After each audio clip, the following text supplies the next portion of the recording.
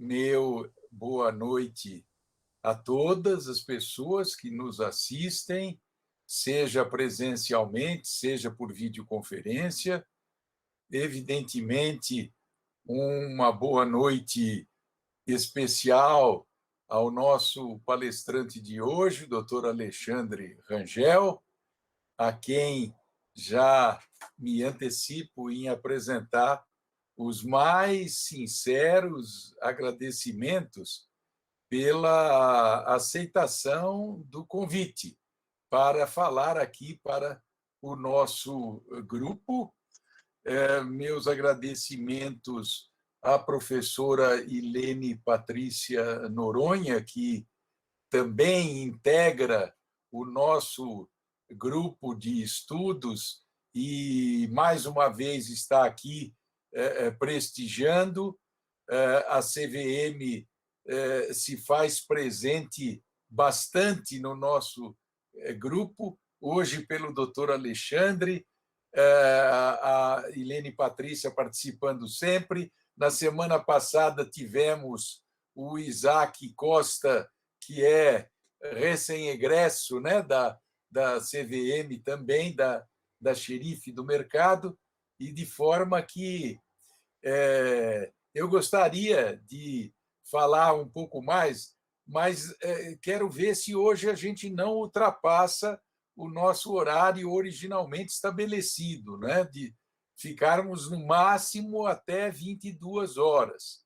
Então, eu, muito rapidamente, de forma bastante singela, direi que o nosso conferencista de hoje, o doutor Alexandre, é formado pela Faculdade de Direito da Universidade Estadual do Rio de Janeiro, na UERJ, na qual eu já tive a alegria de participar de várias bancas e até mesmo de um concurso para professor titular que lá se desenvolveu.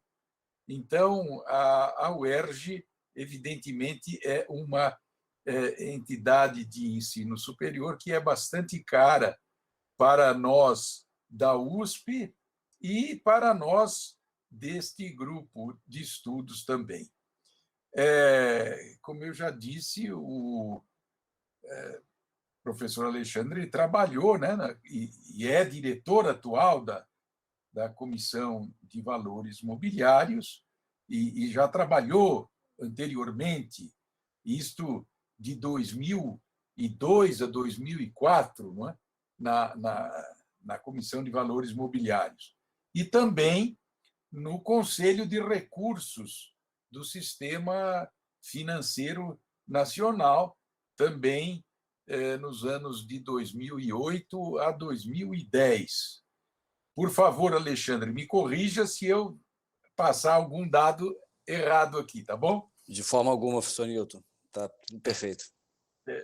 No setor privado, eu devo dizer que o professor Alexandre trabalhou em diversos escritórios de advocacia, escritórios esses de primeira linha, não é? Renomados, e sempre com uma atuação especializada no mercado de capitais e no direito societário, que é também exatamente os campos das nossas preocupações e das nossas preferências, né? E, finalmente, o doutor Alexandre vai nos brindar falando aqui um pouco sobre esse ambiente acerca do qual estamos tentando nos debruçar agora, né? Que é o das criptos, né? Criptoativos, criptomoedas, etc. Sem dúvida nenhuma, a expectativa, meu caro professor Alexandre, é muito grande em torno da sua palestra e sei que todos nós vamos sair bastante engrandecidos, né? E entusiasmados com este tema que eu diria que é desafiador, né, para todos nós, dada a sua extrema originalidade. Então, sem mais delongas, eu lhe passo com muita satisfação a palavra. Quero agradecer também a presença da professora Emanuele, que apareceu agora aqui no meu monitor, e agradeço a todos os presentes, os que estão presencialmente aí no auditório, acho que é Arcadas, né? Acho que é da Fundação Arcadas, o auditório, pelo que eu vejo aqui, que eu identifico, e todos aqueles que estão nos acompanhando por videoconferência a essa altura, já mais de 28 pessoas. Não é? Então, agradecendo a todos, eu passo de imediato a palavra ao professor Alexandre. Professor Newton, só tenho a agradecer pelas palavras, pela generosa e gentil apresentação. Queria agradecer também a professora Ilene pelo gentil convite. Ilene participou de um evento mais cedo da FGV de São Paulo, imperdível, acho que deve ficar gravado para quem tiver interesse, um grupo de pesquisas coordenado pelo professor Ari Matos Filho, com a Viviane Miller. Eles fizeram, como fazem todo ano, um apanhado das decisões do colegiado da CVM. Então, Ilene, parabéns pelo evento de hoje cedo.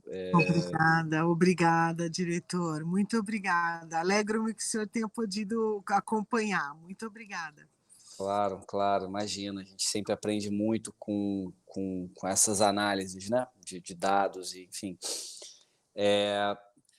Então, também aqui, aderindo ao objetivo do professor Newton, de que terminemos dentro do horário, prometo não me alongar muito, até para que a gente tenha algum espaço para alguma troca, dúvidas, angústias e aflições que vocês queiram compartilhar comigo, vai ser muito bem-vindo e vai ser um prazer aqui do meu lado. Peço então ao Lucas, se possível, que compartilhe a apresentação. Lucas, você conseguiria fazer isso agora?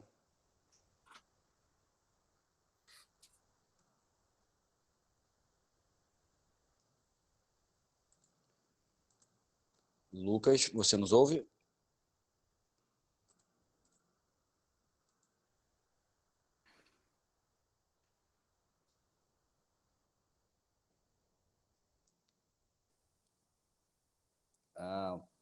Professor, acho que já está começando agora. Perfeito.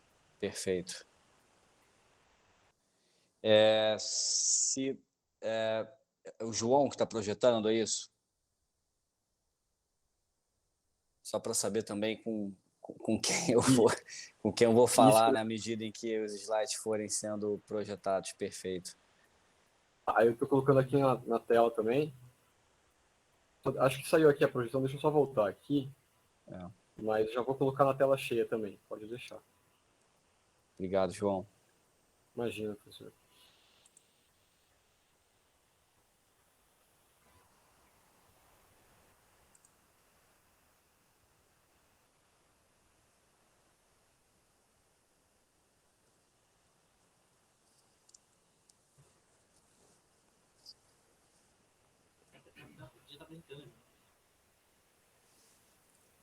Você já, acho que agora é a terceira vez, prometo que não vai passar, agora vai.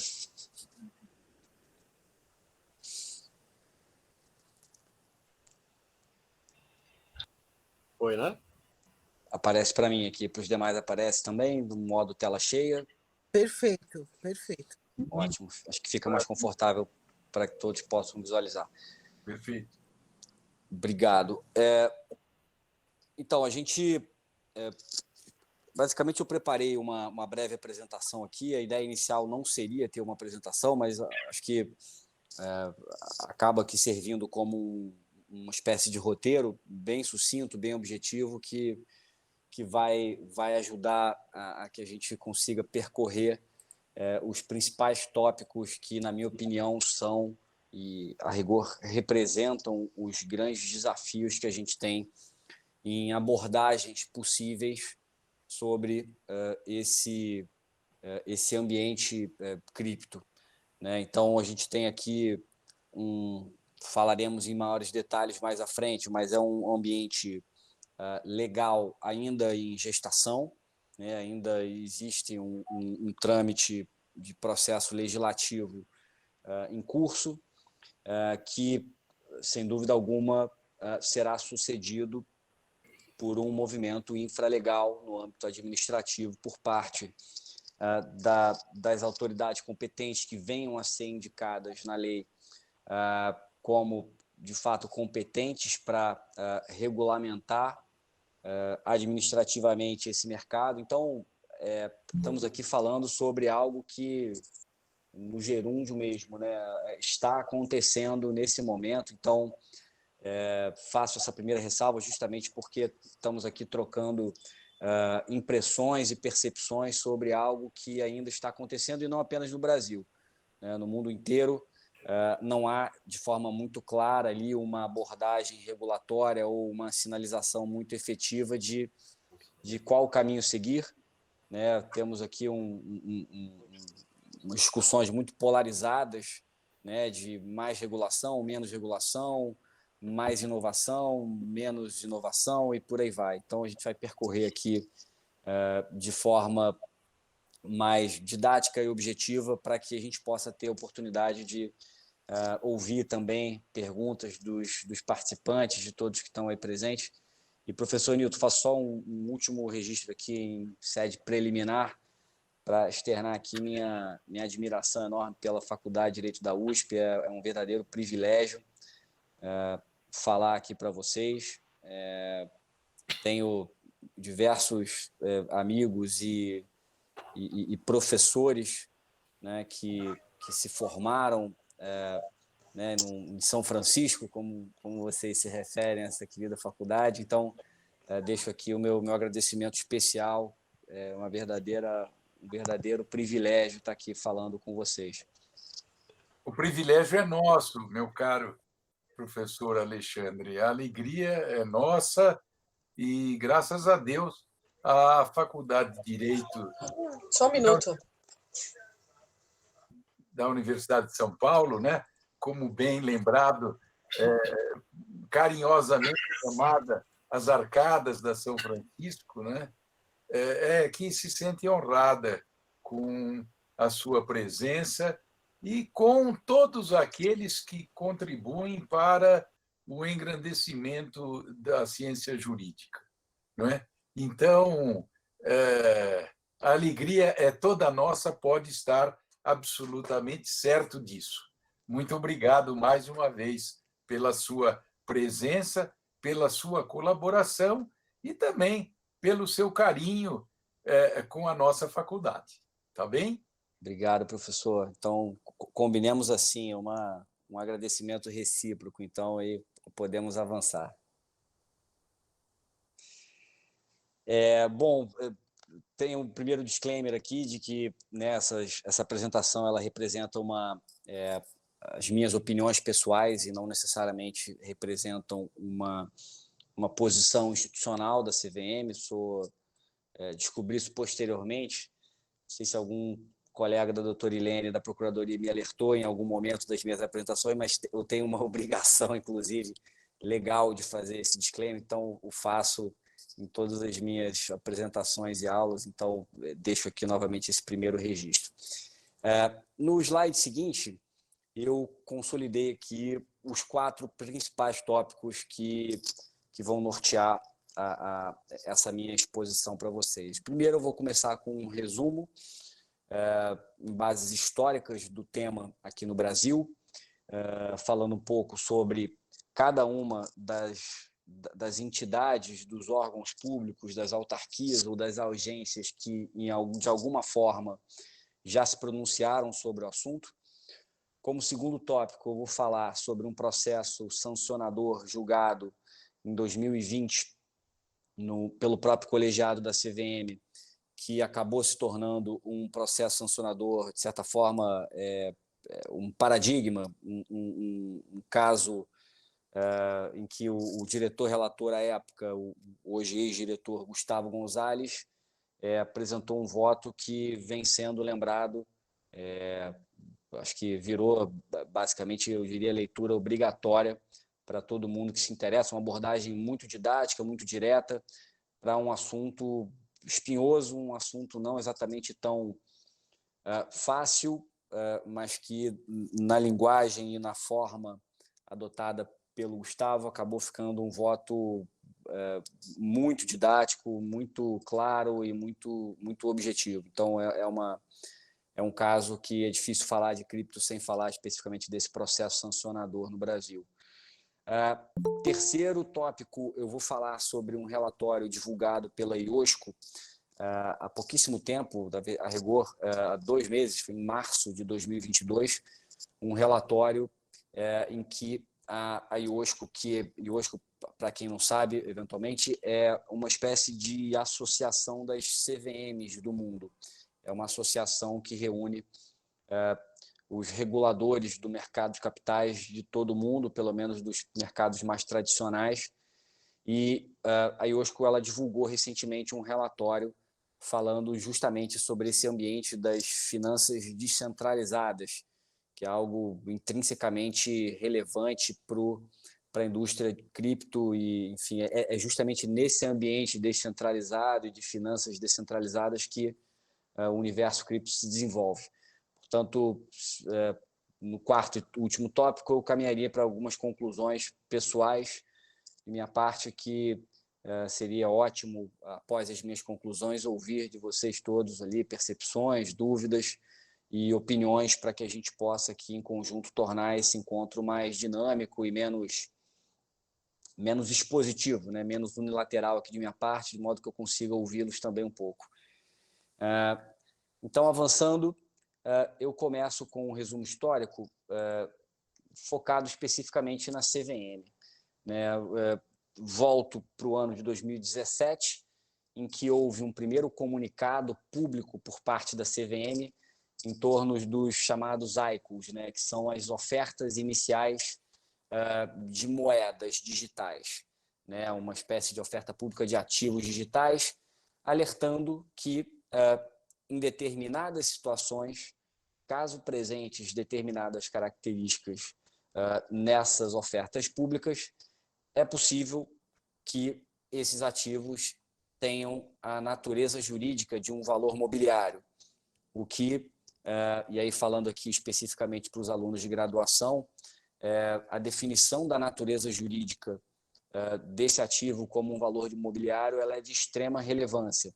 A partir do momento em que se categoriza um determinado tipo de investimento como um valor mobiliário, trazendo exemplos como são as ações, como são as debêntures, como são as cotas de fundos de investimento, como são os CRIs, os CRAs, os certificados recebíveis.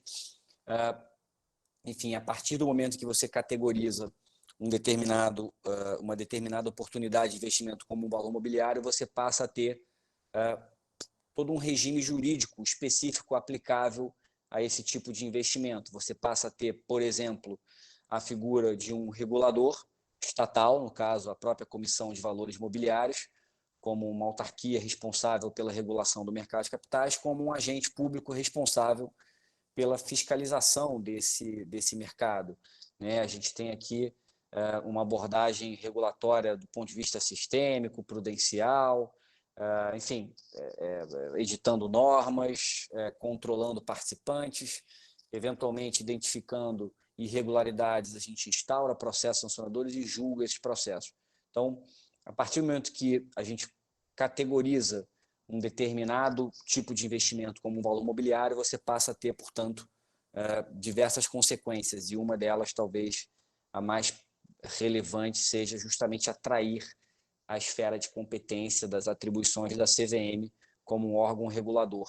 Portanto, as ofertas públicas de valores mobiliários elas precisam seguir basicamente 2 caminhos. Ou elas precisam se submeter a um registro prévio na CVM, ou elas precisam pleitear um pedido de dispensa junto à CVM. Não há hipótese em que uma oferta aconteça sem um desses dois canais. Então, esse caso específico que a gente vai falar mais à frente, da Iconic, do sancionador deles, foi um caso justamente em que envolvia uma oferta pública de ativos digitais, digamos assim, de o que a gente categorizou como um contrato de investimento coletivo para fins de definição jurídica da oportunidade de investimento, e que, pelo fato de estarem presentes todos os requisitos inerentes à configuração de um valor mobiliário, a CVM acabou punindo, né, investigou, formulou uma acusação, os acusados se defenderam e, ao final, o colegiado decidiu punir os acusados pelo fato de terem realizado uma oferta pública de um valor mobiliário sem um registro prévio na CVM ou sem um pedido de dispensa. Então, daí vem essa importância, né? E a gente vai, acho que, perpassar essa questão da natureza jurídica do valor mobiliário diversas vezes aqui nessa minha apresentação para vocês. Então, em 2017, foi justamente a primeira oportunidade em que o regulador do mercado de capitais brasileiro se manifestou publicamente sobre o assunto, basicamente como um sinal de alerta, né? No sentido de que, em determinadas situações, não se tratou especificamente de um caso próprio, de um caso específico, mas que em determinadas situações é sim possível que uma oferta pública de ativos digitais seja caracterizada como uma oferta pública de valores mobiliários. E aí, pessoal, até para a gente ter uma dinâmica já combinada entre nós e quebrar um pouco do gelo aqui, peço que vocês fiquem totalmente à vontade para me interromper ou levantar a mão aqui digitalmente, e a gente faz algo também um pouco mais dinâmico, tá? Então, só para não precisem aguardar eventualmente o final da exposição para fazer as perguntas. Acho que na medida em que algumas ponderações forem surgindo, por favor, me interrompam. Até porque eu recebi a apresentação que o Isaac fez para vocês e, enfim, ele é um talento, né? Um gênio. Ele usando ali imagens, usando ali ícones e, enfim, super modernos, e é algo realmente muito mais envolvente do que uma apresentação mais textual como essa que eu estou fazendo para vocês, mas vamos em frente.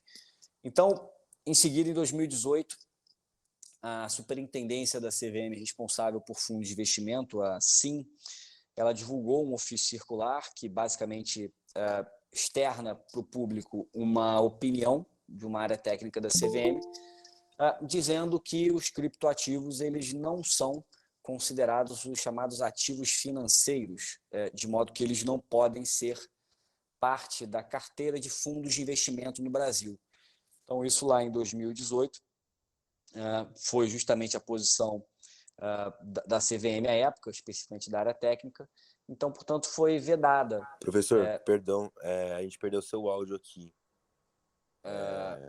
Não estamos te ouvindo. Um segundo. Vocês só me ouvem agora? Vamos consertar aqui, só ver o que aconteceu com o áudio. Para mim está normal. Os demais estão aqui no chat dizendo que está normal. normal. Da nossa sala aqui só. Talvez seja da sala. Para mim também está normal. Para mim está normal também. O problema é mais no presencial mesmo, pessoal. Então, deve ser. Só arrumando as coisas aqui no segundinho.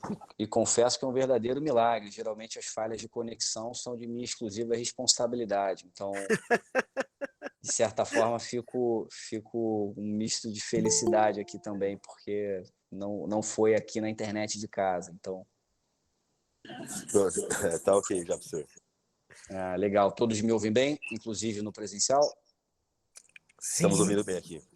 Legal, obrigado. Pediria aqui a gentileza de projetarem novamente, por favor. E enquanto a projeção não aparece, eu estava falando justamente do ofício circular de 2018, da SIM, que disse que os criptoativos não podiam integrar a carteira de fundos de investimento, né? Perfeito. Estávamos no slide exatamente esse. No mesmo ano de 2018, a mesma SIM, de forma bastante, eu diria, arrojada à época, ela autorizou o investimento indireto em criptoativos. Havia uma percepção generalizada de que, como existe até hoje, aliás, em certa medida, de que ainda existiam muitas dúvidas sobre alguns aspectos estruturais desse tipo de investimento, a figura das exchanges, das corretoras que negociam esse tipo de ativo também num ambiente totalmente carente de uma regulação, de um ambiente legal ou regulatório específico que norteasse determinadas obrigações. Então, muito sensível ao ponto de que já era uma realidade um investimento em criptoativos desde aquela época, em 2018, portanto, estamos falando de 4 anos atrás, a CVM, de forma muito arrojada, muito inovadora e, a meu ver, muito acertada, se valendo das salvaguardas necessárias, ela expressamente autorizou que fundos de investimento constituídos no Brasil pudessem investir não diretamente em criptoativos, mas pudessem investir em fundos de investimento no exterior que, por sua vez, tivessem a sua carteira formada em larga medida por criptoativos. Portanto, de forma indireta, passou a ser expressamente permitido pelo regulador brasileiro um investimento nessa modalidade de investimento, com uma ressalva, né, como uma salvaguarda, com um reforço da diligência dos prestadores de serviço dos fundos. Né, os fundos de investimento no Brasil eles têm duas figuras centrais, né, os administradores fiduciários e os gestores de recursos, que têm uma atribuição regulatória muito relevante nessa indústria. Então, o que essa área técnica da CVM falou à época foi que esses participantes de mercado, esses prestadores de serviços de fundos de investimentos, poderiam passar a oferecer esse tipo de investimento no Brasil, né, uma possibilidade indireta de investimento em cripto, desde que eles se valessem de um reforço, de uma diligência. Né? Esses fundos de investimento que seriam investidos por esses fundos brasileiros precisariam estar localizados em jurisdições específicas, mais tradicionais, com um ambiente, como uma jurisdição mais desenvolvida, mais segura, né, e mais previsível, portanto. Então, avançando um pouco mais, a gente teve já em 2020 a edição da nossa instrução 626, que tratou basicamente do sandbox, que é um ambiente regulatório experimental, em que a CVM trouxe para um ambiente regulado de forma experimental, de forma provisória, de forma preliminar, determinados projetos que se proponham a trazer e fazer uso intenso de tecnologia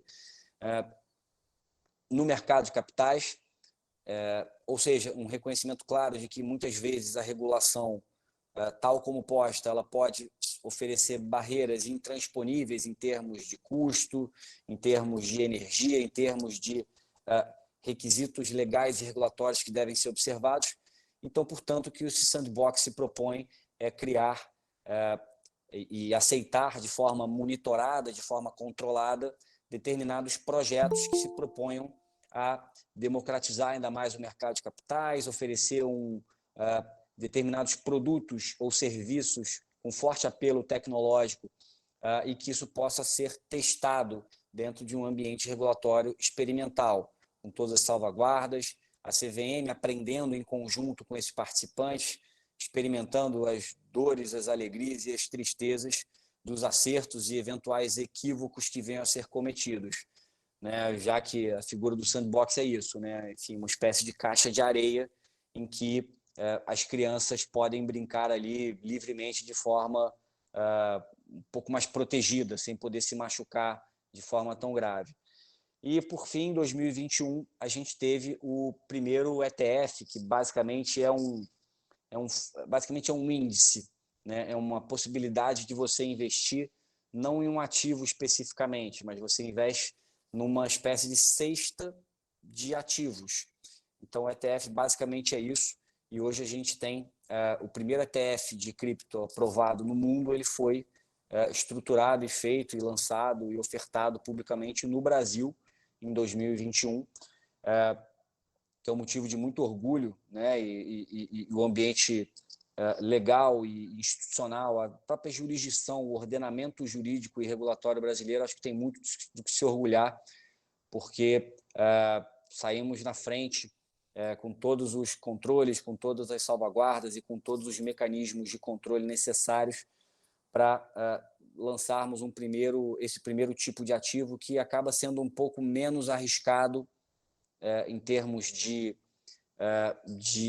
propriamente de risco de investimento mesmo, né? A partir do momento que você investe numa cesta de ativos, você não está correndo um único risco de um ativo especificamente considerado, você tem ali, de certa forma, o seu risco diluído entre aqueles ativos que compõem essa cesta de investimentos, né? Então, você investindo num índice, você faz dessa forma, você dilui o seu risco, você não vai acertar tudo o tempo todo, mas, ao mesmo tempo, você também não vai perder tudo o tempo todo, porque você tem um investimento diversificado, pulverizado. Saindo da CVM e avançando para o próximo slide, em que eu passei a falar especificamente do Banco Central. O Banco Central, antes da própria CVM, ele editou um comunicado, o 25.306, basicamente distinguindo a figura das moedas virtuais, muito em voga à época, muito faladas à época, das chamadas moedas eletrônicas, que é algo que hoje já está começando a tomar um pouco mais de forma com a figura do real digital, a gente vai chegar lá.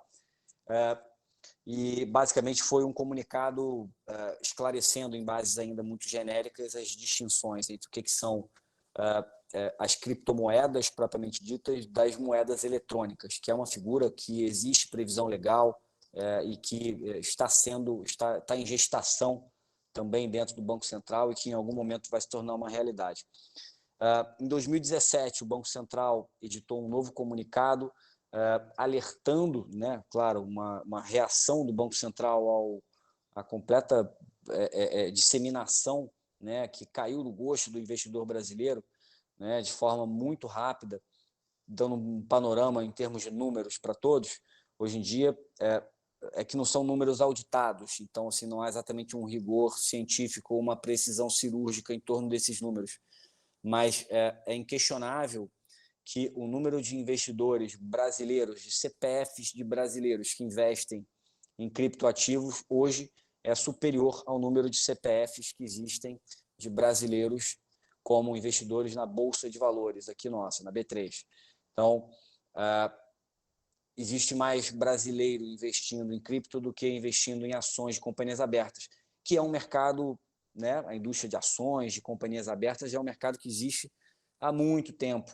Existe uma lei fantástica, editada em 1976, que todos vocês certamente já conhecem, a Lei das SA, que regula direitos, deveres e obrigações das companhias abertas, dos seus administradores, dos seus controladores, enfim, todo esse arcabouço legal e regulatório que sempre existiu em torno das companhias abertas, falando especificamente sobre o ponto de vista do apetite dos investidores em geral, os investidores, existem mais investidores de cripto, que não é um ambiente regulado hoje em dia, do que justamente nesse ambiente de mercado de ações. Então, é só uma constatação, isso é um fato, acho que não adianta brigar contra isso.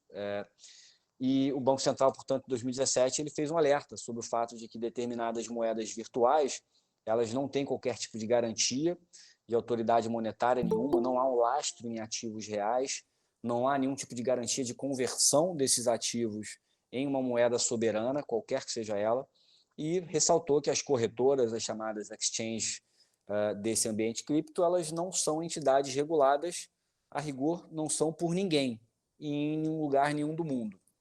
Então, em 2017, foi esse o alerta que o Banco Central fez.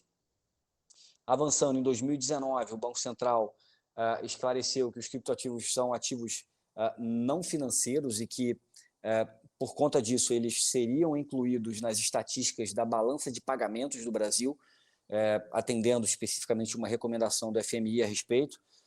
Então, colocando isso na nossa conta de balanço de pagamentos, ficou claro que a gente era um comprador muito intenso, mundialmente falando, de criptoativos, né? Isso teve um impacto relevantíssimo no nosso balanço de pagamentos.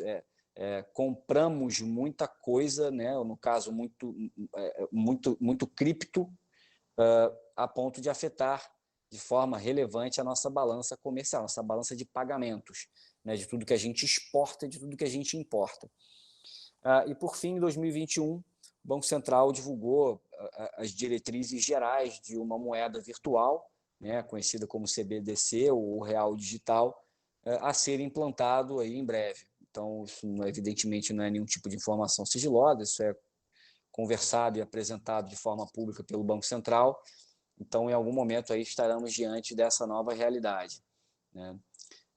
Passando para o próximo slide, eu falo rapidamente aqui de posicionamentos que a Receita Federal fez, né, no passado recente, em 2017, respondendo uma sessão de perguntas e respostas da Declaração de Imposto de Renda de 2017, ela equiparou os investimentos em cripto a ativos financeiros com todas as consequências tributárias decorrentes desse fato, né? Então, em sendo um ativo financeiro, sob a ótica da Receita, haveria a tributação pelo ganho de capital, ou seja, se você compra um cripto por 100 e depois vende por 200, você teria realizado um ganho de capital de 100, nesse meu exemplo hipotético, portanto, você teria que recolher até o final do mês seguinte a alíquota de 15% sobre esse seu ganho, isso foi um ganho de capital. Tudo isso com a ressalva de que seriam aplicáveis para vendas superiores a R$35 mil num determinado mês. Então, foi esse o parâmetro balizador que a Receita estabeleceu lá em 2017, não num ato oficial, mas numa sessão de perguntas e respostas nesse contexto do imposto de renda lá de 2017. Até que em 2018 para 2019, a Receita, de fato, se posicionou de forma mais institucional, eu diria, oficial, alertando e oficialmente criando a obrigação de que operações com criptoativos fossem informadas às receitas, à própria Receita Federal, nas respectivas declarações de imposto de renda, e também ela aproveitou inicialmente uma consulta pública convertida numa instrução normativa. E essa instrução normativa, muito famosa e muito citada até hoje, a 1888, de 2019. Ela aproveitou, além de criar essa obrigação, ela reforçou alguns alertas que todos os demais reguladores já vinham fazendo, né? Chamando atenção para os riscos relativos à prevenção de lavagem de dinheiro, de financiamento ao terrorismo, ressaltando o fato de que não se trata de um ambiente regulado, e que, por fim, os bens e direitos relacionados a esse universo cripto, esses tipos de investimento, eles precisam ser objeto de declaração no respectivo imposto de renda. Por fim, mas não menos importante, a gente tem no slide seguinte eu falo um pouco sobre os projetos de lei. Desde 2015, o assunto ele vem sendo discutido no Congresso Nacional, foram diversos os projetos de lei apresentados e, ao que tudo indica, estamos próximos aqui de finalmente termos um marco legal do ambiente cripto.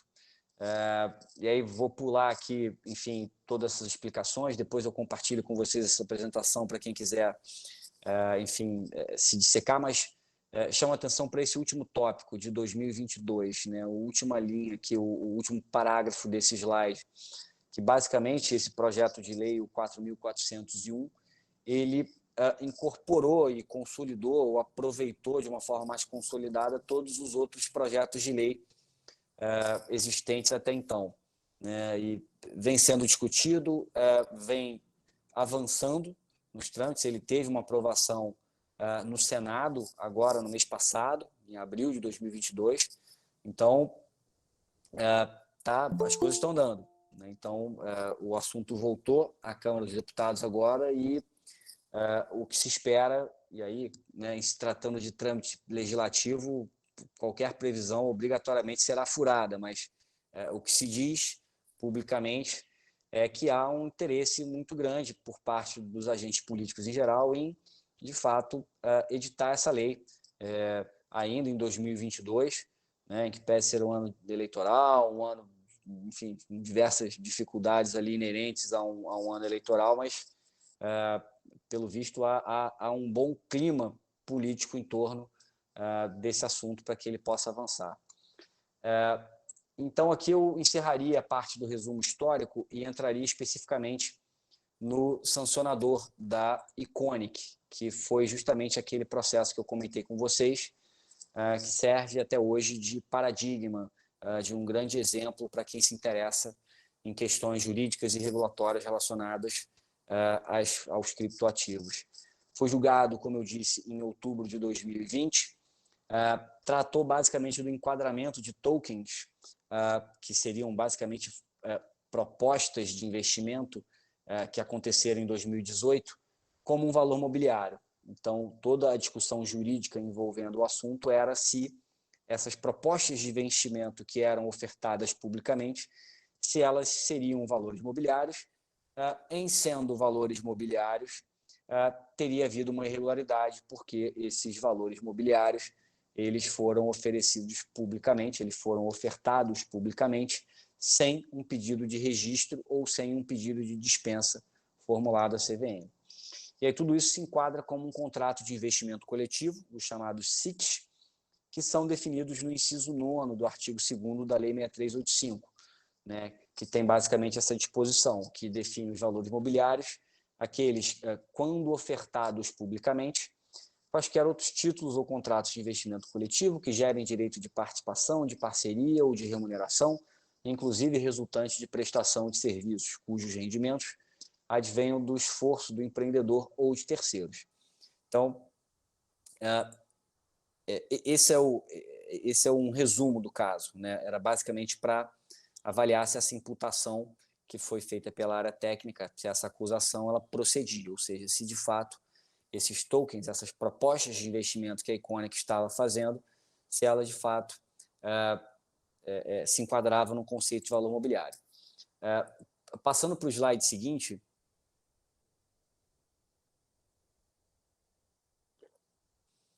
trouxe aqui alguns tópicos, e aí, de novo, não quero de forma alguma desincentivar a leitura do inteiro teor do relatório, do voto, mas aqui eu tomei a liberdade de extrair pequenos excertos e a gente vai...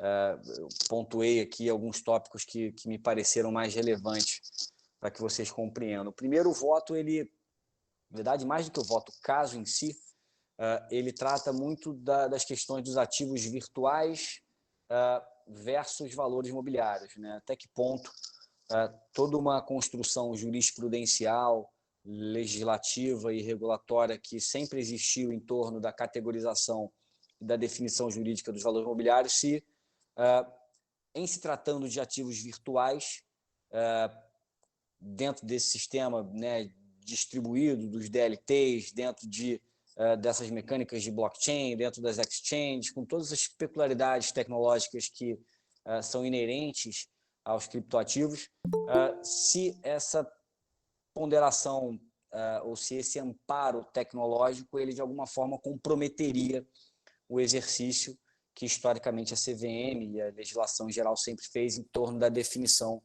desses ativos ou dessas oportunidades de investimento como um valor mobiliário. Então, a conclusão a que se chegou aqui nesse caso é que, a depender de determinadas características, contexto econômico da emissão, direitos conferidos aos investidores, esses ativos virtuais eles podem sim representar valores imobiliários, nos termos do artigo 2º da 6385 que eu transcrevi no slide anterior. E aí temos aqui alguns requisitos que a gente vai dissecar um pouco mais à frente e acho que vão ser muito, muito úteis aqui para uma análise de vocês.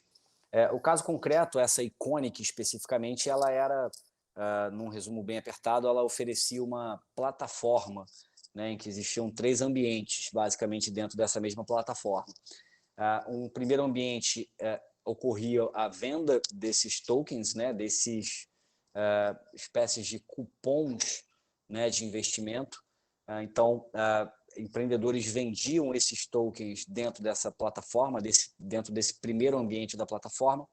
No segundo ambiente da plataforma, era viabilizada uma negociação entre particulares desses tokens, ou seja, de certa forma, simulando uma espécie de um mercado organizado, em que compradores e vendedores podiam se encontrar e comprar ou vender os seus tokens dentro desse segundo ambiente da plataforma.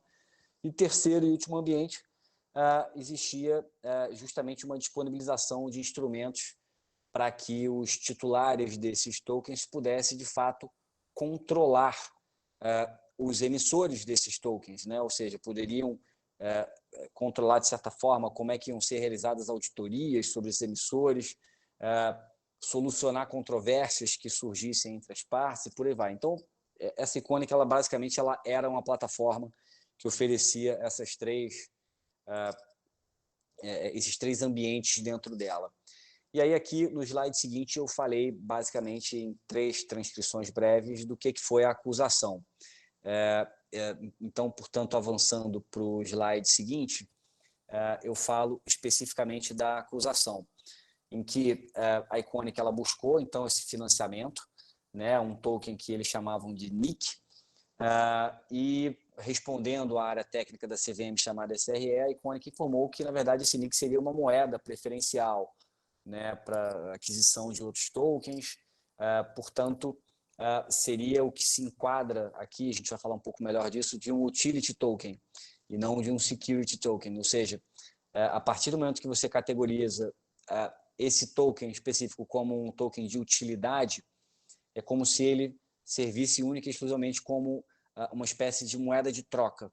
Você, a partir do momento em que se torna titular de um utility token, você pode usar esse utility token para trocá-lo por coisas, por determinados bens, direitos ou serviços.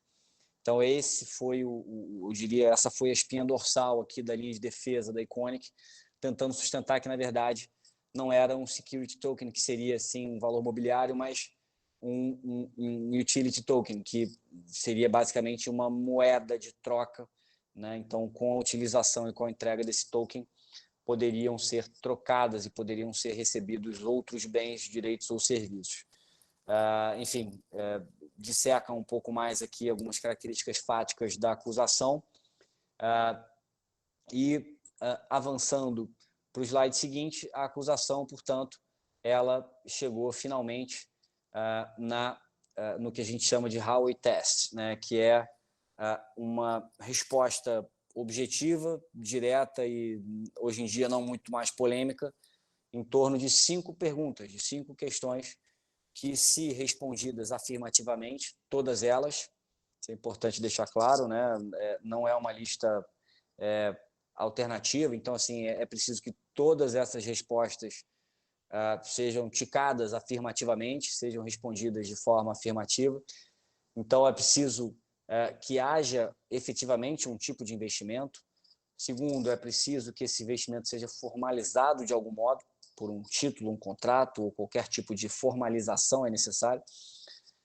Esse investimento ele precisa ter um caráter coletivo, ele precisa ser algo, de certa forma, minimamente pulverizado para que se caracterize como um valor mobiliário.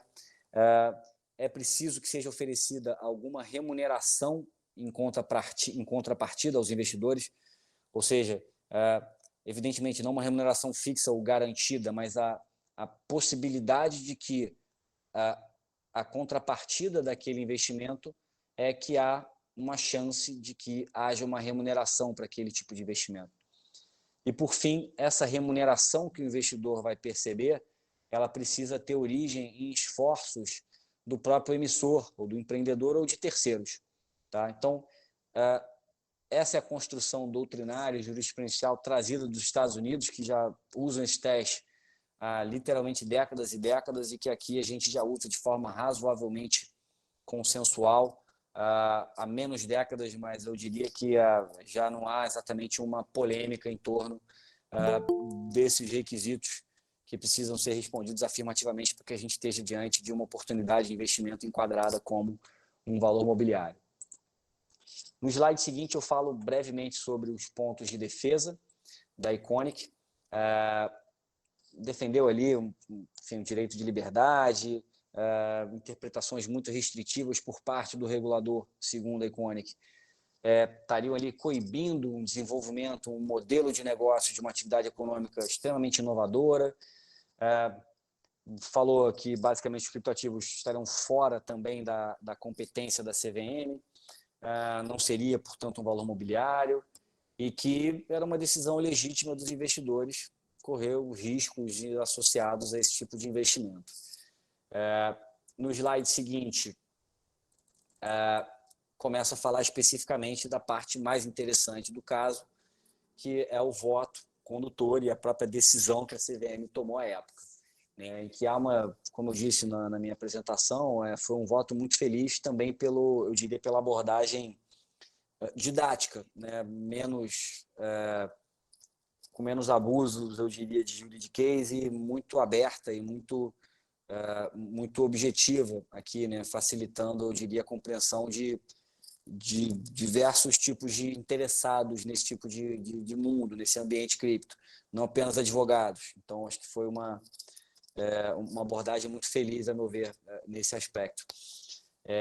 E aí, basicamente, a decisão ela trata dos 3 principais tipos de cripto, né, dos tokens que são definidos como os ativos digitais, que podem ser definidos como criptomoedas, como utility tokens, como eu comentei, que são basicamente uma espécie de moeda, são tipos que representam direitos de aquisição de produtos, né? Ou seja, podem ser usados para pagar por algum determinado bem, direito, serviço ou produto. E o terceiro e último tipo de cripto seriam os propriamente valores imobiliários, né? Os securities, que eles representariam direitos de participação no resultado de um determinado empreendimento, né?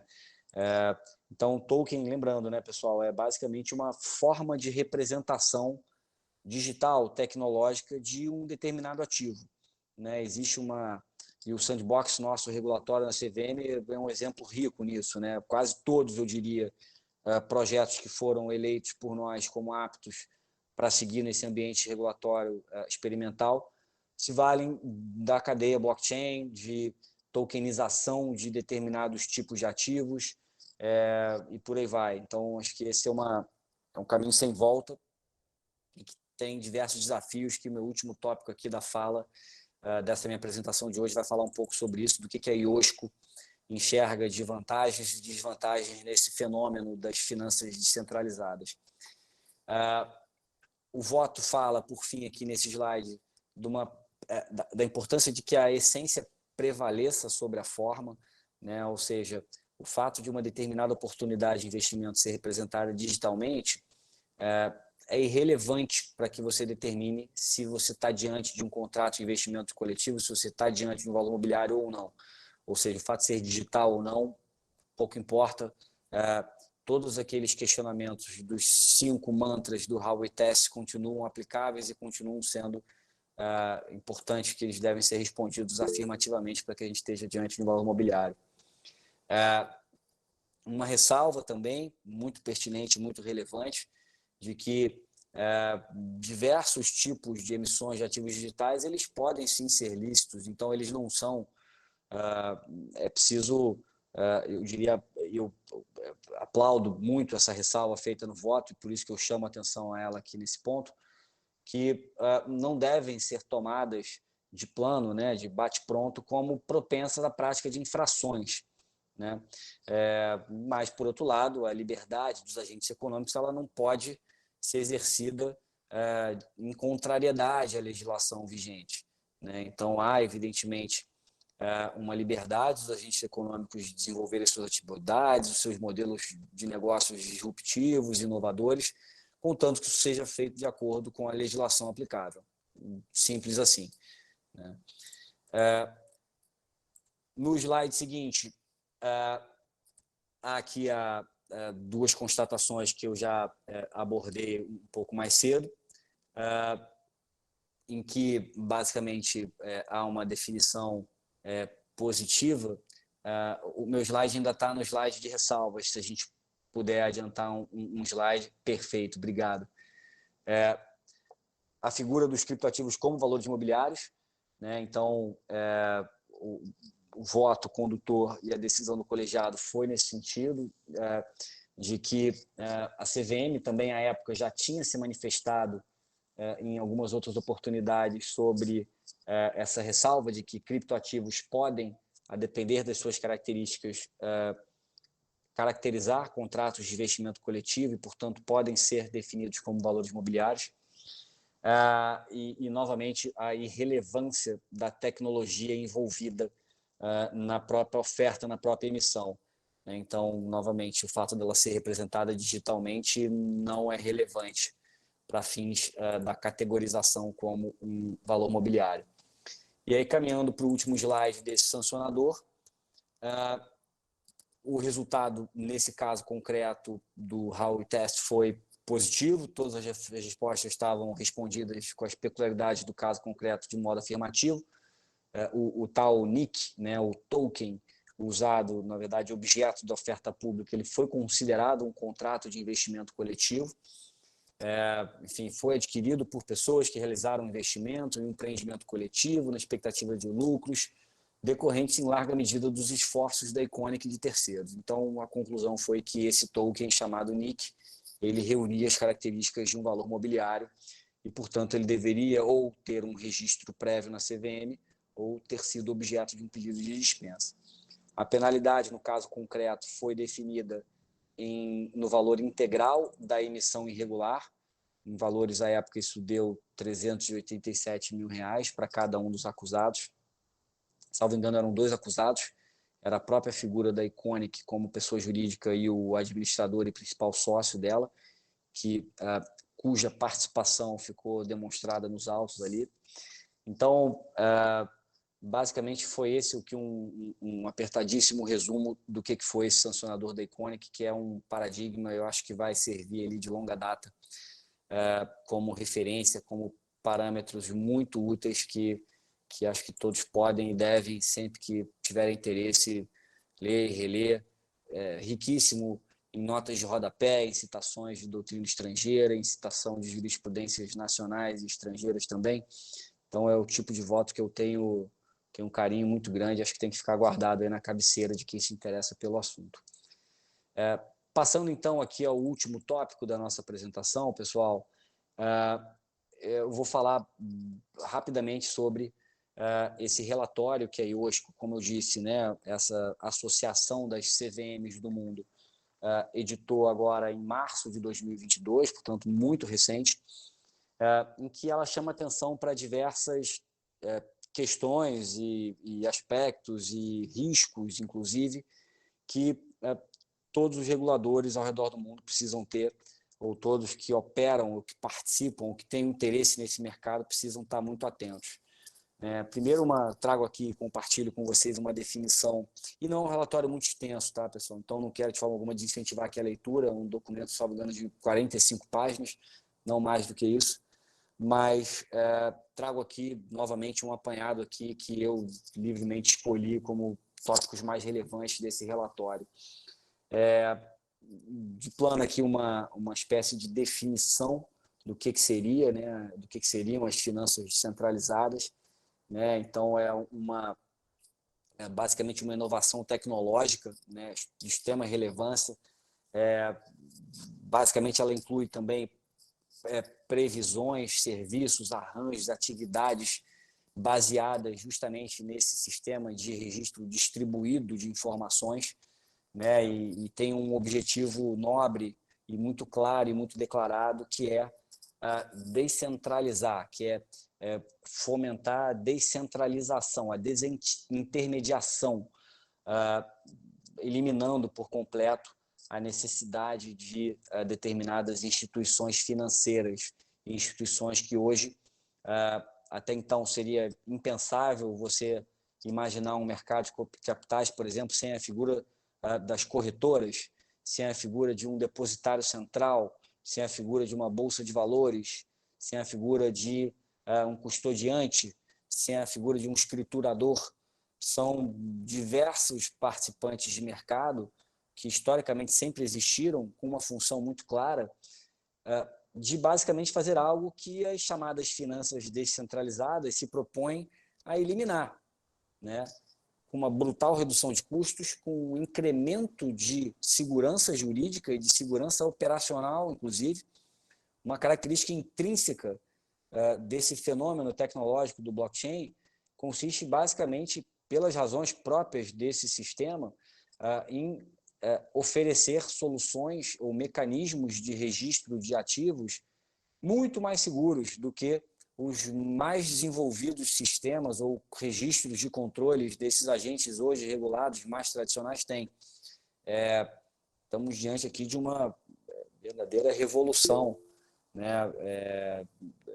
Realmente não é trivial isso. Vi que a Gabriela Damiani levantou a mão. Por favor, Gabriela, fica à vontade.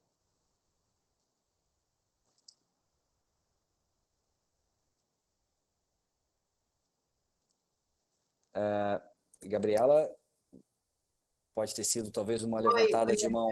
Pode ter sido um espasmo, então. Não era um espasmo, tudo bem? Legal, tudo bem, obrigado. Eu sou a Gabi da revista. Eu já interagi com você poucas vezes naquele contexto, na organização do evento em que você falou, e ali na edição especial. Então, só uma apresentação para legal o nome aos bois, assim. Eu sou ex-aluna até do professor Newton, eu era aqui da Sanfran. Eu já me formei, mas eu fiz a matéria com ele de Direito do Comércio, da internet, muito interessante. Sabe o que eu queria te perguntar? Agora, estou trabalhando aqui na XP e eu cuido de cripto, né? Eu sou advogada responsável pelos nossos projetos de cripto. Aí, semana passada, fiz uma apresentação para o jurídico e eu contei para eles que em 97, 150 milhões de pessoas acessavam a internet. E esse número é semelhante ao de usuários hoje de blockchain e criptoativos. E que, se a gente consegue convencer as pessoas de que o marco tecnológico da internet é tão relevante quanto o de cripto, como em linha com o que você está propondo aqui, o que você está trazendo para a gente, então é razoável presumir que, no intervalo similar dos mesmos 20 anos, a gente tenha um mercado cripto muito diferente ao que a gente tem hoje. Em que, de fato, como você está trazendo, a gente tem a cripto não como um produto sexy de investimento, mas como uma forma de estruturar o mercado financeiro. Infraestrutura, chamada de margem, bolsa, internalização, todos esses assuntos ganham uma outra cara. Isso me interessa sobremaneira e o pessoal, para quem eu falei, eu consegui convencer com algum esforço de retórica de que isso vai para frente. Mas eu queria saber, não é uma pergunta técnica, não, é uma pergunta de clima. Você acredita nisso? Qual é a sua percepção? E aqui, lógico, pergunto de você, mas também, assim, o que você sente em relação ao clima da autarquia e as expectativas da regulação? Porque eu estou acompanhando também a edição do PL no Senado, e o que eu sinto dos senadores é uma preocupação muito com o PLDFT, né? Muito com pirâmides financeiras, muito com o lado midiático e escandaloso, e talvez nesse momento ainda não com a parte de fato de blockchain enquanto tecnologia de infraestrutura de mercado. Acho que é normal, acho que é da maturidade do momento que a gente está vivendo. O que você sente? Você acredita nisso? Você acha que os nossos colegas no CVM acreditam nisso? É uma ótima pergunta. Eu vou falar primeiro do que eu sinto e do como eu vejo o entorno, né, digamos assim. Eu acho que é uma realidade já, né? Eu vi uma postagem que o Luiz Felipe fez, Luiz Felipe Cordeiro. Ele foi, você vê que a gente está ficando velho, ele foi meu estagiário no antigo escritório do qual eu fui sócio. Então, mas enfim, ele aos demais aqui, ele atualmente é sócio, um dos chefes ali, com uma responsabilidade pelo jurídico da XP, enfim, um garoto brilhante. Assim, na minha percepção, é uma realidade. Todo mundo já entendeu isso. Eu acho que a gente tem aqui claramente algo que já existe, que já movimenta recursos, que a gente superou uma abordagem meio libertária e anarquista, de certa forma, de que o legal é não saber quem é o dono daquilo, e assim, acabou, né? Acabou, não tem mais espaço para isso, assim, o negócio já existe por si só, já existe um racional econômico financeiro por trás, né? Já existem outros ativos ali equiparáveis que a gente consegue trazer, em alguma medida, com algumas adaptações, alguns conceitos, algumas formas de se regular ali emprestado. Então, eu acho isso uma realidade, e mais do que isso, todos os principais players do mercado, que são justamente esses agentes que trabalham como intermediários do mercado, todos eles, sem nenhuma exceção, eles estão muito atentos a isso, porque precisam estar muito atentos a isso. Quem trabalha com custódia, com escrituração, a própria Bolsa como depositária central, a própria Bolsa como mercado organizado, as corretoras também, que de certa forma vivem ali e servem para conectar pontas compradoras e vendedoras.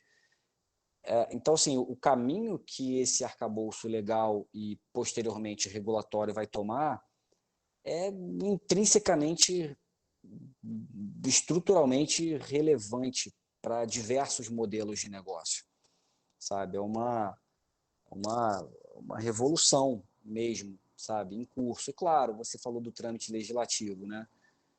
Assim, ok, né? A abordagem que o senador ABCUD vai dar, evidentemente, talvez não seja ali de forma tão direta e clara, mais técnica, sofisticada, que sabe, que seja possível, mas tudo bem, né? É uma turma que, até onde eu acompanho, né, e a CVM tem um assento privilegiado nessa discussão normativa, na verdade, nessa discussão legislativa, de ouvir, né? O ambiente político, eles têm ouvidos muito abertos, eles querem entender, né, em maior ou menor escala,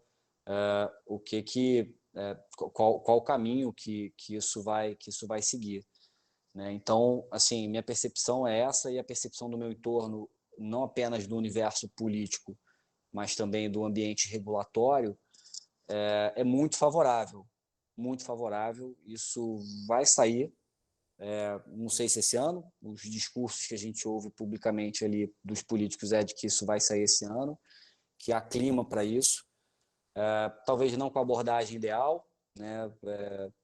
Como muita gente fala, né? Eu propriamente já fui sócio do Julian Chediak, um advogado, enfim, muito tradicional aqui do Rio de São Paulo. Ele muito tempo defendia uma lei de fundos de investimento. E aí ele ficava vendo algumas leis saírem, ele falou assim, não, cara, melhor não ter lei de fundo de investimento, porque eu não sei como é que esse bicho vai sair do Congresso, sabe? Então, é um pouco isso, assim, esse medo de como o legislador vai atuar. Mas, assim, até agora, voltando a falar especificamente aqui desse marco legal cripto, eu tô extremamente bem impressionado com a capacidade. Eu tenho filhos pequenos, a gente fala muito com eles de escutativa, né? Assim, os políticos estão com uma escutativa de verdade, eles estão ouvindo, estão prestando atenção e estão, a meu ver, imbuídos genuinamente ali de um espírito republicano de tentar acertar. Minha percepção aqui, de fora, claro, desse processo legislativo, mas que participamos, interagimos com eles em diversas formas.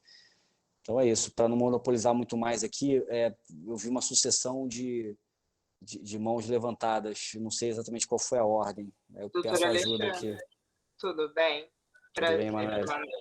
Eu cheguei 2 segundinhos atrasada, mas o professor Newton me resgatou. Perdão, prazer, doutor. Eu peço, por gentileza, que o pessoal encaminhe as perguntas no chat para o doutor Alexandre conseguir terminar a apresentação, e aí a gente seleciona elas no final para o doutor Alexandre. Pode ser, senão eu tenho medo de tirar o foco. Eu estou ansiosa aqui pelo reporte do DeFi da IOSCO. Pode ser, mas peço desculpas aqui a todos presentes, porque eu tinha orientado a todos justamente para me interromper sempre quisessem, mas tudo bem, vamos seguir da forma como vocês sugeriram, tá ótimo, funciona. Não, e a gente consegue fechar logo. Imagina, doutor, é porque como o tema é muito instigante e sempre vem, a gente está acostumado, sempre vem diversas perguntas e a gente acaba, eu tenho receio do palestrante, né, acabar perdendo ali a linha de raciocínio e toda a preparação. Não, então, mas assunto, fica à vontade. Não, perfeito. Ele abre... Não, vamos seguir essa sua sugestão, tá ótimo. Alexandre, eu também concordo com a colocação da Emanuele, porque o tema é apaixonante, é palpitante. E realmente eu vi já várias pessoas levantando a mão aí. Acho que um dos primeiros foi o Tiago. Enfim, eu acho que, embora a sua disponibilidade e amabilidade de concordar com interrupções e com perguntas, eu acho que você não vai conseguir concluir se nós abrirmos totalmente o debate agora. Eu acho que é preferível que você conclua a exposição, que está maravilhosa, extremamente didática, fácil, com uma tecnolinguagem inteligível para todo mundo, né? E não essa tecnolinguagem que às vezes é um tanto quanto abstrusa para o leigo, né? Aí está muito claro, as explicações estão claras. Então, eu também compartilho a opinião da Emanuele, no sentido de você concluir imediatamente a exposição e depois abriremos para algumas perguntas, não para todas, porque eu acho que a gente tem que adotar uma sistemática de mandar pergunta por e-mail e depois, eventualmente, com calma, né, reencaminhamos para o Alexandre e mandamos depois. Senão, não tem fim isso aí. Vai ser um prazer, Nilton. Estou 100% de acordo. Vamos seguir dessa forma. Beleza.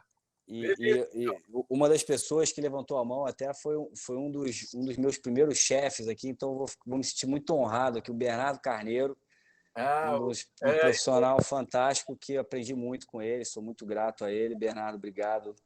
Se eu souber responder a sua pergunta, Bernardo, eu vou ganhar o dia. Então... É capaz que a pergunta... Mas não vou interromper, não. Eu vou botar aqui minha pergunta como o Dr. Newton recomendou pelo chat. Obrigado, Bernardo. A pergunta do Bernardo vai exigir uma outra palestra sua, entendeu? Pois é, esse que é o meu medo. Prevendo essa coisa, viu? Já vi várias vezes as perguntas colocarem o expositor na circunstância de dizer assim, bom, ó, então eu volto aqui outro dia para fazer outra coisa. Quando eu participo de alguns painéis e tal, que tem mais palestrantes, eu sempre brinco que as perguntas difíceis que sejam feitas para os meus colegas palestrantes, e não para mim. Mas como eu sou o único aqui, eu vou matar isso no peito, não tem problema. Obrigado, Bernardo, pela compreensão. Eu respondo na sequência. Obrigadíssimo. Então, acho que encerrei aqui a primeira... Aliás, parênteses, né? Quem se deu bem foi a Gabriela, então, que ela interrompeu e só ela deu a resposta aqui personalizada, mas como primeira entrante aí, ela conseguiu aí esse tratamento diferenciado. Mas avançando então aqui, pessoal, como vantagens, né, das finanças centralizadas em geral, a gente tem uma mecânica de redução de custos, uma maior segurança, maior competitividade entre os participantes, menos barreiras de entradas e maior acessibilidade do ponto de vista dos investidores, né? A partir do momento que você tem um forte apelo tecnológico, você passa a ter, portanto, literalmente, na distância aí de alguns toques de celular, né, um mundo ali de acesso. O último tópico desse slide, eu coloquei basicamente uma passagem do relatório em que são esses dois valores ali, né, que precisam ser perseguidos. Primeiro, um estímulo à inovação, não pode ser matado isso, não pode ser tosado isso de forma alguma. Por outro lado, com um controle de riscos que seja adequado a uma existência saudável e que permita um desenvolvimento desse mercado de forma sustentável. Né? Não adianta nada ser algo disruptivo que vai acabar semana que vem, porque seria péssimo para a própria indústria como um todo. Então, o relatório da IOSCO ressalta muito bem esse ponto.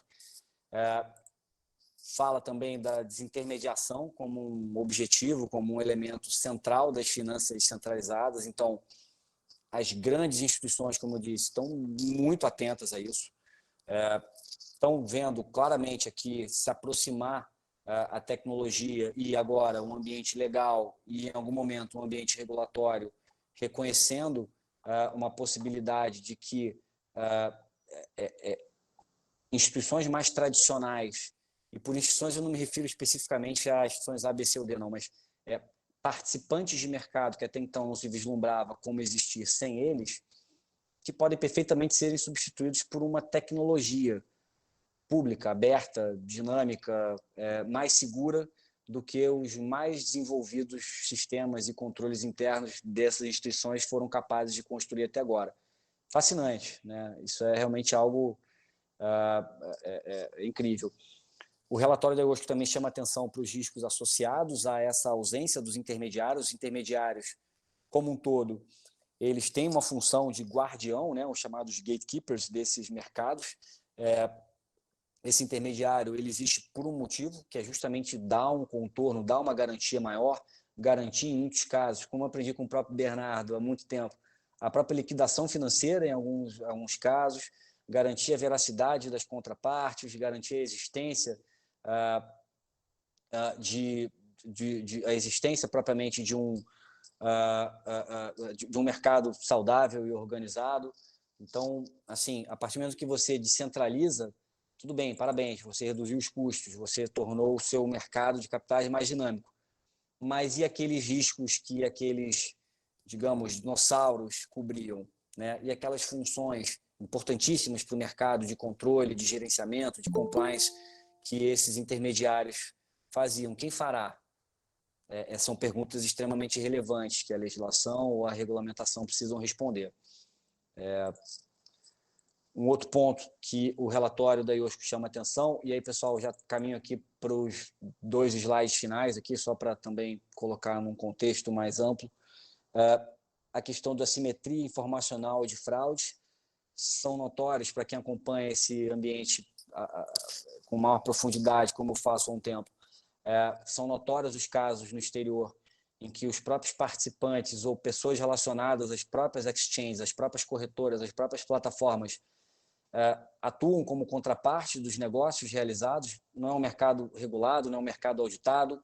Então, existe sabidamente, evidentemente não em todos, mas a gente sabe que existe, diversos desvios de conduta, né? Os chamados front-running, enfim, determinados empréstimos, né? A gente tem os shorts, né? Enfim, no mercado de ações, em que você trabalha apostando na baixa de uma determinada ação. No ambiente cripto é a mesma coisa. Então, existe tudo isso, só que com um elemento nada agradável e nada seguro de que hoje em dia não há uma regulação.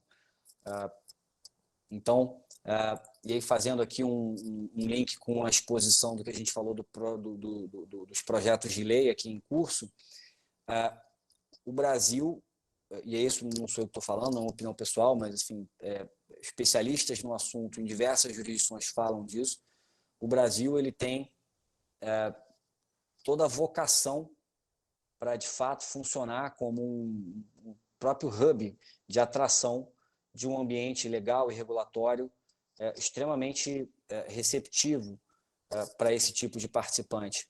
O participante de mercado sério desse ambiente cripto, ele não, a meu ver, né, pelo menos, ele não está atrás da fumaça, ele não está atrás, ele não quer esconder o real investidor, isso já passou, esse movimento meio sem regra, sem lei, terra de Marlboro não existe mais, pelo menos dos participantes, diria eu, mais sérios e que querem ali correr o risco do negócio, que não é pequeno, né?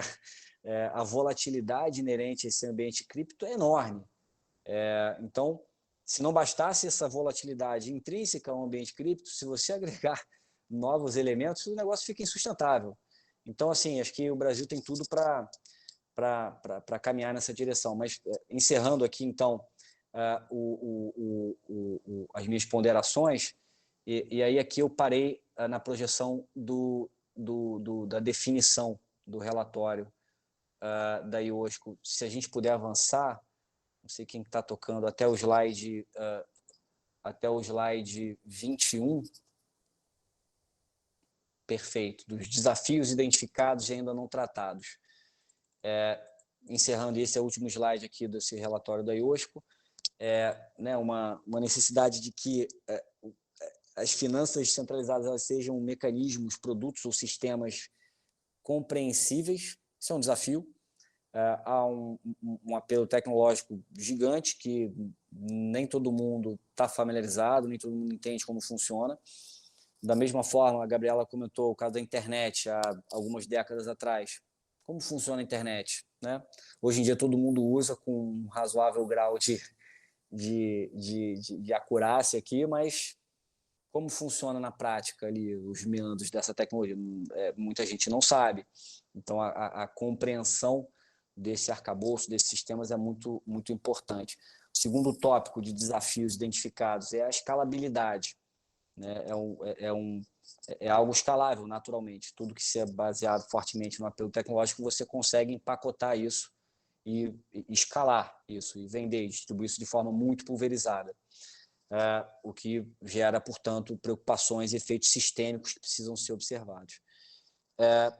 O que eles chamam aqui de supportability, né, que é basicamente a capacidade de sustentação, de que todo esse arcabouço, todos esses arranjos tecnológicos suportarem, né, de forma suficiente aqui todas as operações que vão ser cursadas nesse ambiente.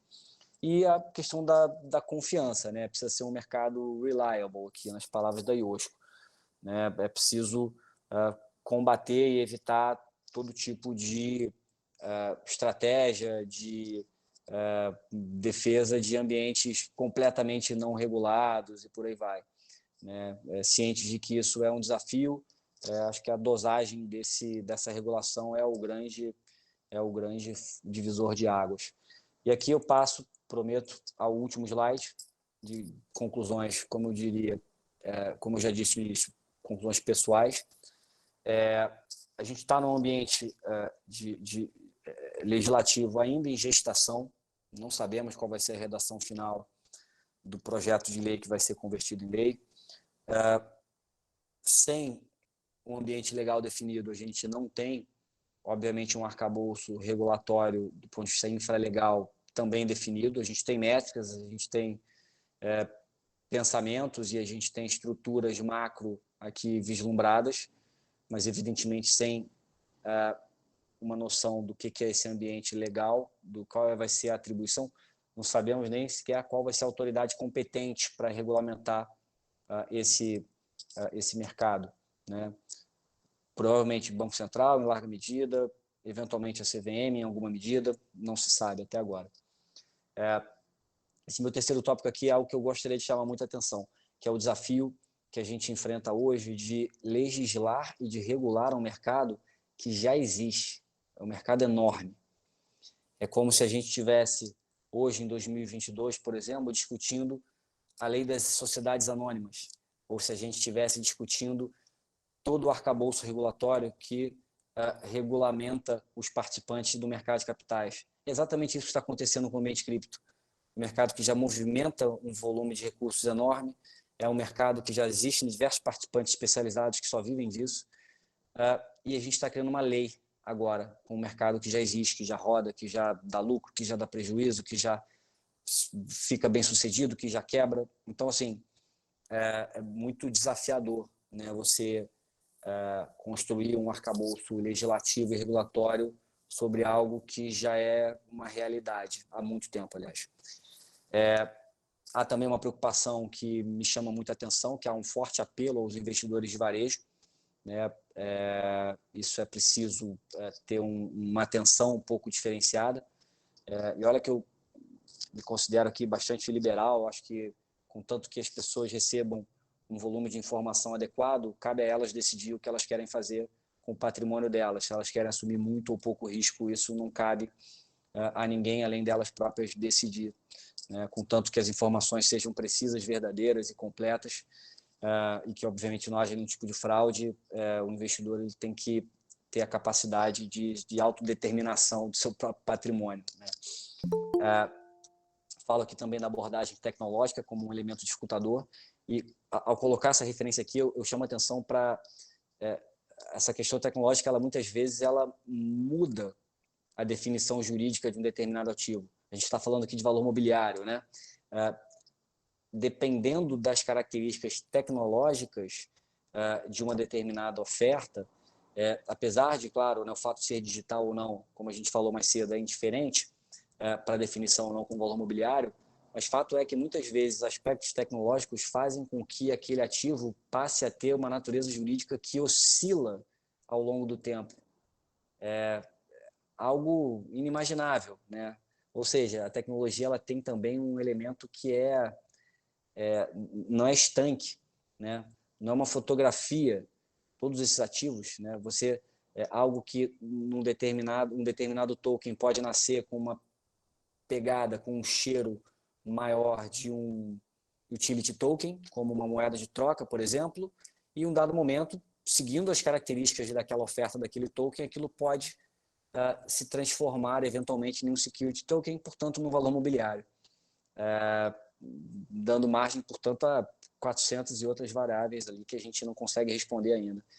Então, encerrando aqui, eu acho que a mensagem que eu passo, e eu repito isso bastante nas minhas apresentações, é que a gente consiga achar um equilíbrio, né, entre alguma regulação, alguma proteção, na exata medida em que não seja inibido o ímpeto aí de crescimento e de inovação, que é algo, de novo, um elemento da natureza desse ambiente das finanças descentralizadas. Se a gente regular muito, se a gente criar muitas barreiras, um custo de observância muito alto, ninguém vai vir para cá. Aí sim a gente vai matar um mercado que já existe. Então, acho que a dosagem correta desse mecanismo regulatório versus inovação é a chave. Acho que isso, se a gente conseguir, e acho que ninguém sabe que dosagem é essa, ninguém no mundo fez ainda, mas se a gente conseguir achar uma dosagem adequada, a gente tem tudo para ser um hub efetivo desse ambiente cripto no mundo, né?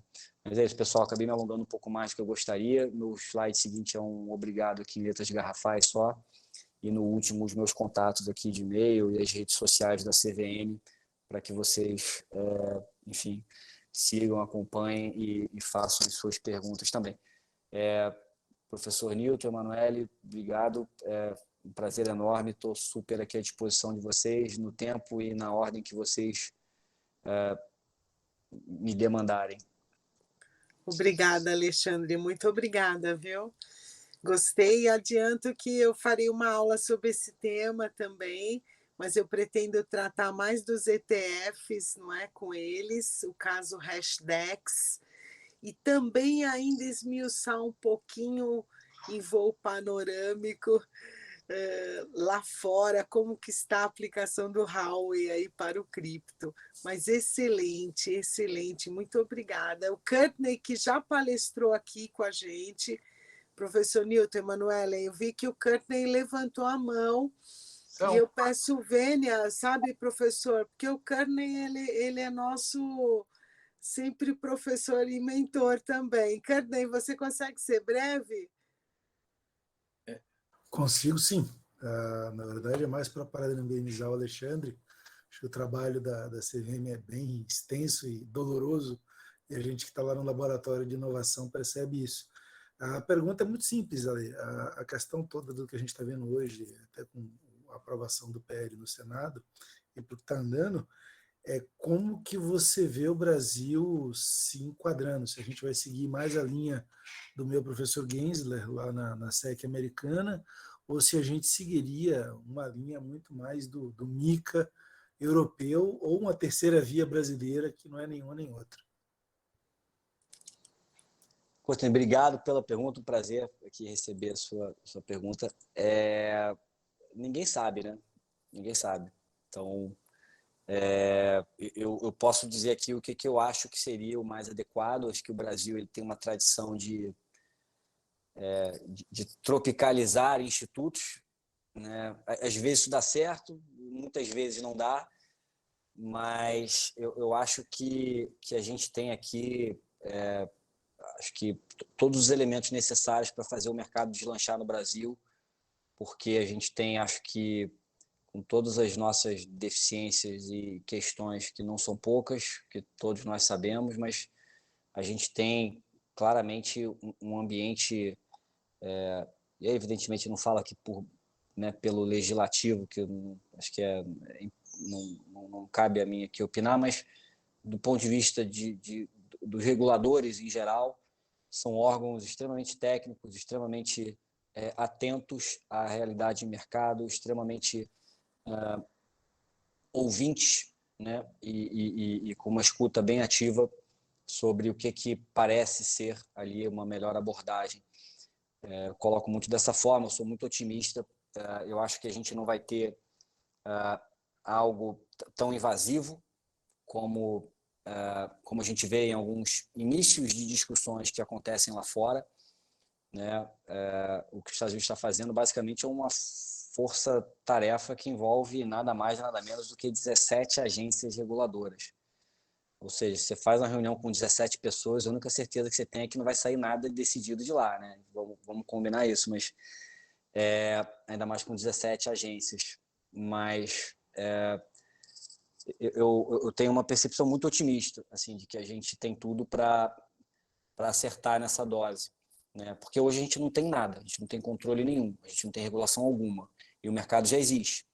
A gente só tem que ir, talvez, seguindo o caminho, acho eu, e é uma opinião, reitero isso, pessoal, a gente tem que ir regulando aos poucos, porque hoje em dia não é regulado, né? Então, assim, a chance da gente, né, o dano que a gente causaria matando isso seria um dano irreversível, né? Não adianta a gente esticar muito a corda e depois tentar ir afrouxando. Acho que a gente corre um risco que, já que o mercado é enorme, ele existe, ele é dinâmico, ele muda todo dia, ele é muito forte em tecnologia, e a CVM não tem orçamento para nada, né?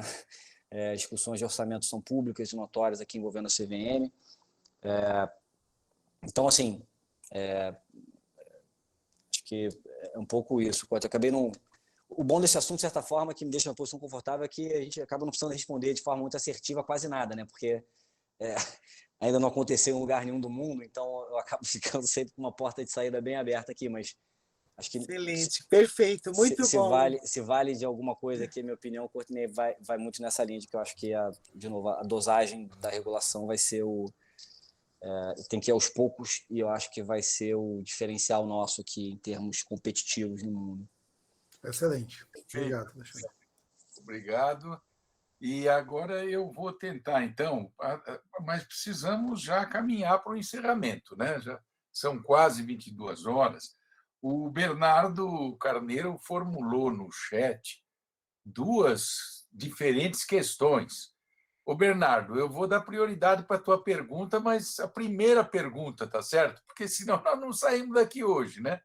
Então, eu vou tentar reproduzir, né? Pelo que eu li aí. Prezado doutor Alexandre Rangel, sem dúvida nenhuma, o voto do diretor Gustavo Gonçalves é admirável sobre diversos aspectos, mas questiono se é o adequado do ponto de vista de política pública, dado que representa uma séria restrição do ponto de vista da inovação de produtos, já que mesmo um utility token atrairia a regulação e, portanto, restrições. O Brasil é um país notoriamente importador de inovação. O senhor não acha que seria importante permitir algum tipo de espaço para que produtos digitais sejam desenvolvidos sem a necessidade de registro ou pedido de dispensa, mesmo que isso implique algum controle em relação ao alcance, o que a tecnologia já permite? Em outras palavras, umas 476 para cripto, é isso? Uma 476. 476. 476. Uma 476 para cripto? Não, muito interessante a Professor, pergunta. é a de oferta com esforços restritos, a instrução de oferta, 476. Que é uma oferta, professor, que basicamente diz o seguinte, é uma oferta mais rápida, que não passa pelo crivo previamente da CVM, e que você, como o Bernardo já apontou, você delimita, você dá parâmetros, dá contornos em torno de quais investidores você pode perseguir, qual quantidade de investidores que você pode procurar, quantos desses investidores podem subscrever aquele ativo. Então, assim, é uma espécie de desconto regulatório com algumas contrapartidas, né? Ou seja, eventuais, digamos, estragos não seriam estragos ali com repercussões tão amplas porque há uma limitação de tipo de investidor e tal. Então, Bernardo, essa é uma pergunta muito interessante, muito pertinente. Eu acho que pode ser um caminho ali. Eu acho que, a rigor, a gente está num ambiente ainda em gestação. Assim, você vai conseguir fazer, né? E aí falo isso para você que trabalhou bastante com ofertas, né, Bernardo? A gente sabe o trabalho que dá você montar uma oferta 400 de ações, de debêntures, de CRI, de CRA. A gente sabe qual o trabalho também que dá, apesar de esforços restritos também que dá montar, estruturar uma 476. Mas é muito trabalho, né? E é muito trabalho braçal, é muito trabalho de documento, de legal opinion, de relatório de auditoria jurídica e por aí vai. E hoje a tecnologia, ela, em larga medida, ela vai também desintermediar esses prestadores de serviços, né? Inclusive os advogados. Eu que advoguei quase 20 anos em iniciativa privada, trabalhei basicamente com isso. Então, assim, em tese, a princípio, em algum momento, vai haver lá uma escritura padronizada lá de debêntures que a Ambima vive tentando emplacar e até hoje não rolou, mas em algum momento vai acontecer. Você vai clicar lá, ticar meia dúzia de boxes e aí vai cuspir uma escritura de debêntures, né? Assim, ou seja, com uma pegada super digital e tecnológica e segura e com as assinaturas eletrônicas e por aí vai. Então, assim, eu acho uma ótima provocação, Bernardo. Assim, eu não acho que isso se insere dentro daquele desafio de regular. Em outras palavras, os remédios que existem para os outros ambientes, para os outros participantes de mercado que hoje existem, tradicionais, até que ponto eles são replicáveis e se justificam dentro desse ambiente tão mais dinâmico, que é o ambiente cripto, entendeu? Ou seja, ou até que ponto não, cara, a gente tem que montar o equivalente a uma 476 para o cripto. Claro, pensando nas salvaguardas ali, uns limitadores, etc. A gente fez isso, claro, guardadas as devidas proporções, agora na nossa reforma das regras de crowdfunding, né? A gente triplicou o valor que as ofertas podem buscar no mercado, a gente flexibilizou limites de faturamento, a gente, assim, claro, com todo cuidado, aí já vendo um histórico do mercado, diversas plataformas de crowdfunding registradas conosco. Então, assim, eu estou super, de novo, né, para ressalva de que é uma opinião pessoal aqui, eu acho muito útil que haja essa reflexão, sim, para você não matar, colocar uma... Nenhum utility token vai bater na porta da CVM para se registrar, concorda? Não vai contratar um super escritório para fazer uma petição, para pleitear, você não vai. Se tiver que fazer isso, ele vai fazer outra coisa, ele vai conseguir aquele recurso de outra forma. Então, assim, de que forma a gente regulatoriamente consegue capturar isso, permitir isso, mas com os riscos controlados, né? Assim, de novo, né, um daqueles tópicos do relatório da IOSCO.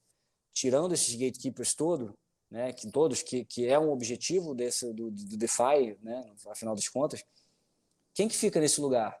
Quem que vai ter obrigação que o coordenador líder tem na 476 hoje, por exemplo, que é garantir que as informações sejam divulgadas de forma precisa, completa, verdadeira? Quem que vai garantir ali como depositária central, no caso da Bolsa, que aquele cara que está te vendendo, de fato, ele é o dono daquele ativo? Quem que vai ser o escriturador? Quem que vai desempenhar aquela função? Entendeu? Acho que dá para pensar em alternativas regulatórias que deem um conforto, que nos permitam avançar nessa linha, sim. Mas, de novo, Bernardo, só para também começar um evento aberto aqui, volto a dizer, é uma opinião meramente pessoal aqui de um liberal convicto que tenho boa fé, tenho crença na boa fé das pessoas. Então, eu não penso em regulação pensando no picareta, eu penso no cara que quer montar um mercado, que está preocupado em fazer um bom trabalho. Mas... Obrigado, diretor, pela resposta. Obrigado, Bernardo.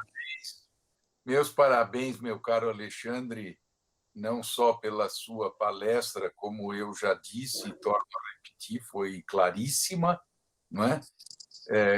Você conseguiu, a meu ver, né, achar aquele ponto ideal que eu considero extremamente difícil quando estou diante de uma plateia não totalmente homogênea, né? Então, a gente tem que achar um jeito de ser acessível ao leigo sem irritar o especialista, né? E eu acho que você conseguiu isso muito bem. Acho que mesmo os leigos tiveram pleno acesso à sua exposição e ela não perdeu o tecnicismo embasador, e os especialistas devem ter também gostado muito da sua exposição. Então, eu agradeço não só por ela, mas também pela sua disposição, pelas respostas sempre extremamente oportunas, pertinentes. Eu vou pedir desculpa a tantos que levantaram a mão, o Ícaro, o Avelar, o Tiago, tem um mundo de gente aqui que levantou a mão para fazer pergunta, mas nós vamos nos estender muito se continuarmos. E eu queria disciplinar, e não estou conseguindo, é claro, eu estou sendo um péssimo administrador aqui do tempo, porque estamos passando sempre das 22 horas, e a ideia era não passar das 20 horas. O Caio também fez pergunta, tem um monte, não, um monte professor Newton, você me permite aqui uma sugestão que eu acho que, por favor, façamos um fechamento aqui. Eu tenho um perfil no LinkedIn ali razoavelmente ativo, então meu nome completo, Alexandre Costa Rangel, me procurem, me acessem por mensagem, mandem suas perguntas, prometo responder a todos ali o quanto antes, e é ótimo ouvir percepções também, não apenas perguntas difíceis vão para a Helene, mas comentários, opiniões, eu acho agradeço. Ótimo, viu, Alexandre? Você sabe que uma vez eu escrevi um livrinho que até eu me recordo, nesse tempo eu era advogado, né? Não era magistrado federal. E o meu sócio falou, mas, Nilton, você, professor da USP, você fazer um livro chamado Perguntas e Respostas, isso é uma coisa um tanto quanto vulgar, né? E eu falei, olha, mas sabe o que acontece? Eu vou fazer palestra. Aí, chega no final, o mestre de cerimônias, o presidente da mesa, fala assim, olha, dado o adiantado da hora, vocês encaminhem por e-mail e o professor Newton depois responde isso com calma, né? Então, eu tenho um débito tremendo de respostas. Eu resolvi fazer o livrinho para tentar responder a todo aquele povo que ficou me perguntando coisa e que eu nunca pude responder, né? Então, eu não quero mostrar uma covardia total e vou tentar respondê-las do meu jeito. Então, professor Newton, hoje em dia, com as finanças descentralizadas, a gente pode responder pelo LinkedIn, poxa. Então, seria o equivalente ao seu incrível livro de perguntas e respostas aqui, que acho que a nova geração se propõe. Bom, eu sou muito da velha guarda, viu, Alexandre? Imagina, pô, temos muito a que aprender com o senhor. Imagine. Então, vamos fazer isso. A sua sugestão está perfeita. Eu não uso aí esse LinkedIn, até eu fujo um pouco desse negócio, porque minha posição de magistrado não estimula realmente que eu fique me apresentando aí no mercado, né? O pessoal vai querer despachar com o senhor pelo LinkedIn, né? Parece que nem... Não sei o que diz a lei da magistratura sobre isso, mas deve ter alguma coisa lá dizendo alguma coisa. Pois é, já aconteceu alguma coisa parecida e por isso é que eu sou meio recolhido, viu, Alexandre, em relação a isso, né? Prudente, importante. Vão despachar comigo liminar em agravo de instrumentos, sabe? Fica com uma coisa complicada. Muito bem, então eu refaço meus agradecimentos, claro, ao nosso grande Alexandre Rangel, que fez uma palestra maravilhosa, o meu agradecimento a Ilene Patrícia, que tem contribuído demais com o nosso Grupo Cripto, a professora Emanuele Pesati, que, na verdade, segura aqui a batuta para mim, porque eu já não dou conta mais dos meus compromissos, e eu me tornei, viu, Alexandre, uma espécie de coordenador ad hoc do grupo de estudos, entendeu? Que honra para o grupo, que honra para o grupo. Imagine. E porque realmente o grupo de estudos é muito interessado, muito atuante, e eu não tive coragem de recusar a uma oferta e a um pedido tão maravilhosos, né? Então, vamos tocar para frente, vamos em frente, que atrás vem gente, como se diz por aí.